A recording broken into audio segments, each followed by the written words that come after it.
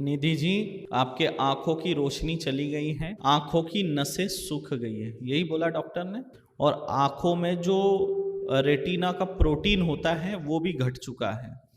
बहुत बीमार थे, कोमा में चली गई थी। कहाँ गई थी? कोमा में, बेहोशी वाली अवस्था में थी। और जब इसको होश आया तो इसने देखा कि इसको दिखाई देना बंद हो चुका है। जब इसकी आंखें खुली, जब इसने देखा, और काफी दिन तो आंखें नहीं खुली, लेकिन जब भी इसकी पलकें खुली और इसने देखा तो इसको दिखाई नहीं दे रहा था। और आंखें भी जो है छोटी हो चुकी है, जो पलकें हैं वो सिकुड़ चुकी हैं। और आप लोग बहुत डॉक्टर दिखा चुके हैं, कोई संतुष्ट कारक जवाब डॉक्टर से आपको नहीं मिल पा रहा है। यही है, बैगा गुनिया झाड़ फूक का भी कोई फायदा नहीं। बहुत दुखी है। माँ के सामने जाना, माँ मातंगी के पास, बीच में जो माता रानी बैठी है उसका नाम है माँ मातंगी। और क्या प्रार्थना करना कि हे माँ, मैं तुम्हें देखना चाहती हूँ। क्या बोलना? हे माँ, मैं तुझे देखना चाहती हूँ, मेरे आंखों की रोशनी दे दे। ये प्रार्थना करना।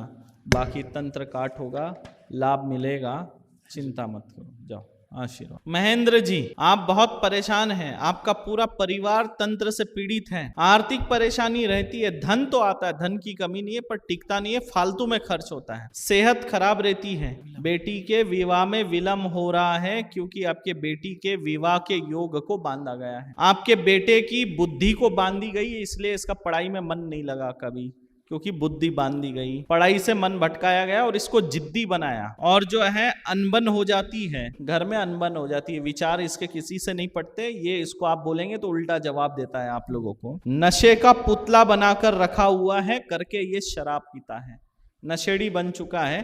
अकाल मृत्यु का योग बन रहा है, वाहन दुर्घटना, वाहन से गिरेगा, एक्सीडेंट होगा, चोट लगेगा, और चोट लगते रहती है, गाड़ी से गिरता रहता है, चोट लगते रहती है, और वाहन से गिर के ही चोट लगकर अकाल मृत्यु हो, ऐसा तंत्र बनाया। जो पुतला बनाया हुआ है उसको वैसा आदेश दिया है कि इसको शराब पिलाना, गाड़ी चलाना, एक्सीडेंट कराना और खत्म करना है।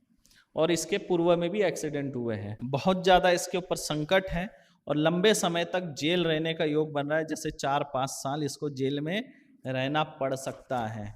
क्यों? क्योंकि इसकी जो संगत है वो संगत सही नहीं है, और संगत के चक्कर में जेल जाएगा। किसके? संगत के चक्कर में जेल जाएगा। अगर नहीं सुधरा बहुत दिक्कत आएगी। तथा आपके पत्नी के शरीर में दर्द बना रहता है, रोग पीड़ा घर पे बनी रहती है, इसलिए आप चिंतित हैं, और खास करके बेटे को लेकर आप चिंतित हैं।